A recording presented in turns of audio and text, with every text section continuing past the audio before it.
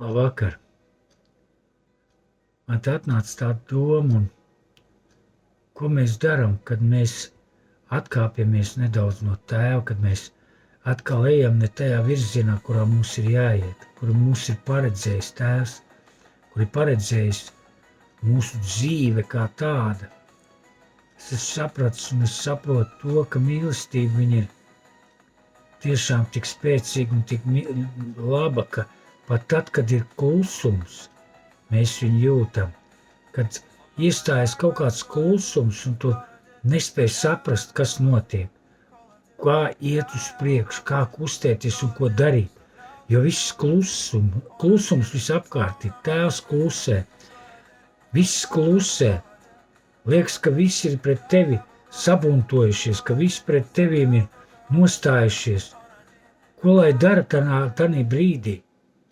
Es sapratu to, ka esot tajā brīdī vajadzīgs vienkārši nākt tēva tūmā, viņa mīlestībā, viņa apskāvienos, to sajūtu, kas mūsos parādās, kad ir tik slikti un sauc uz tēvu, tēvs palīdz. Es nezinu, kā man rīkoties, nezinu, kā man darīt, ko man darīt, kā man izdarīt lietas, jo ir brīži, ka varbūt arī tev netaisnīgi kaut ko noliec, varbūt kaut kur tev netaisnīgi kaut ko izdarījuši ir. Un tev ir izvēle, vai tajā brīdī dusmoties, vai tajā brīdī darīt kaut ko nepareizi, vai tādā brīdī nospļauties un aiziet prom, vai vēl kaut ko izdarīt. Bet tikai tēva mīlestība mūs velk atpakaļ. Viņa atkal tev liek saprast to, ka tev arī ir piedots, ka tev arī esi darījis daudz nepareizas lietas attiecībā pret tēvu, attiecībā pret citiem. Un tu kaut kā sevi attaisno tanī brīdī, bet jānāk tēva priekšā un viņš tev parāda tavs nepareizās lietas mīlestībā.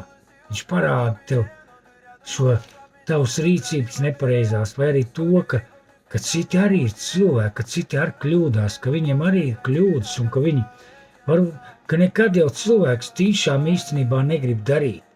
Viņš izdara tās lietas, bet viņš nesaprot tajā brīdī, ka viņš ir izdarījis nepareizi. Pēc kāda brīža viņš saprot, ka ir izdarījis nepareizi, bet tad jau, kā saka, izliet ūdeni jau vairs nesasmēls. Un ko tajā brīdī darīt? Es tajā brīdī nāku pie tēva un cenšos atdot viņa rokā, nekontrolējot situāciju, nekontrolējot to, kas ir noticis. Jo, ja tu kontrolē šās situācijas, viņas vēl jau vairāk sabiezē. Vēl tikai sliktāk mēs varam izdarīt, ka tiešām ir šīs kļūdas notikušas, ka ir šīs kaut kādas lietas nepareizas ir notikušas. Es cenšos nolikt tēvu priekšā šīs lietas, jo savādāk neko jau nevar sasniegt. Viņa mīlestība apsedz to un apklāj. Un pirmām kārtām ir jātiek ar sevi galā.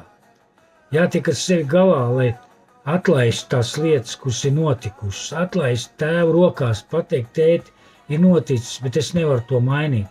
Bet es gribu, lai tas mainās. Es lūdzu sakārto šīs lietas, tēti. Tavu mīlestību, lai apklāj un apsedz gan mani, gan citus, kurus es esmu apvainojis, kurus es esmu sāpinājis, vai kuriem es esmu izdarījis arī nepareizas lietas, tāpēc es cenšos vienmēr nākt tēva klātbūtnē un viņa mīlestībā. Jo tikai viņa mīlestība var izmainīt apstākļus. Tikai viņa mīlestībā mēs varam mainīties arī kā cilvēki. Un ejot cauri šīm situācijām, mēs saprotam, ka nekas cits jau mūs nemaina kā tēva mīlestība. Ka tikai viņa mīlestībā mēs varam mainīties. Šī mīlestība ir šis mainīšanās punkts, tu saproti, kāpēc to dari. Nevis pienākumu pēc tu tos darīt, bet tāpēc, ka tu mīli tos cilvēkus, varbūt, kurus tu esi sāpinājis. Tu mīli Dievu pirmām kārtām, tu mīli savu tēti, un otrām kārtām tu cieni arī tos cilvēkus, kas tev ir līdzās. Visgrūtākais ir un vissāpīgāk jau mēs darām tos, kurus mēs mīlam. Un kāpēc mēs to darām? Tāpēc, ka mēs esam brīvi to cilvēku klātbūtnē, un mēs brīžiem izdarām viņiem tik sāpīgi, ka mēs nesaprotam, kāpēc viņam tā mēs izdarījām. Bet tas ir, ja tu mīli otru cilvēku, tad tu esi neaizsargāts pret viņu. Tu nevari izdarīt viņam pretīm nemazām tik spēcīgi, tāpēc, ka tu viņu mīli. Tu neizdari šīs sāpīgās lietas viņam, un arī, kad tev sāp, tu iedur varbūt viņam, tikai tāpēc, ka viņš ir atvērts, priekš tevis ir atvērts tavai mīlestībai. Tāpēc mēs sāpinām savu tēti debesīs. Un kāpēc mēs viņam varam pateikt visu, un viņš neapvainojas, tāpēc, ka viņš mūs mīl. Bet viņam ir pilnīgi mīlestība, bet mēs cilvēki kļūdamies. Un visvairāk mēs sitam tiem, kurus mēs mīlam. Tikai tāpēc, ka viņi ir atvērti tev. Viņi atvērti ir mūsu mīlestībai mūsu. Tāpēc ir visbiežāk, kas notiek, mēs viens otru sāpinam vēl vairāk un vēl vairāk un vēl vairāk, nevis apstājamies tajā brīdī un vienkārši pasakam, es te atlaižu, es nedusmojos, es nedarīšu tā, tāpēc, ka es mīlu šo cilvēku, mīlu.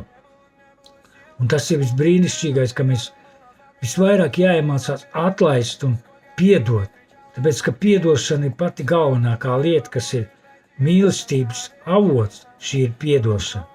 Piedot otram tās kļūdas, kuras viņš izdarīs attiecībā pret tevi, un atlaist to, kas ir izdarīts pret, ko tu esi izdarījis pret to cilvēku. Piedošanu paprasīt un atlaist.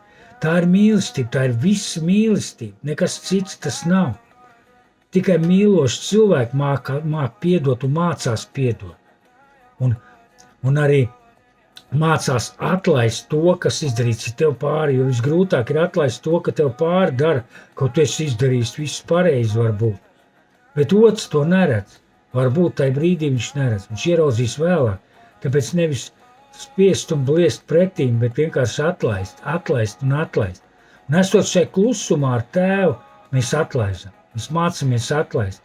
Un tas ir brīnišķīgi, ka tēvs mums māca atlaist. Tāpēc es katram novēlu un sev novēlu, ka mēs mācamies atlaist otra kļūdas un atlaist arī savas kļūdas un atdot to tēva rokās. Tāpēc esat svētīti, dārgie, un lai tiešām mēs mācamies atlaist viens otra kļūdas un atlaist viens otram un piedot viens otram. Esat svētīti.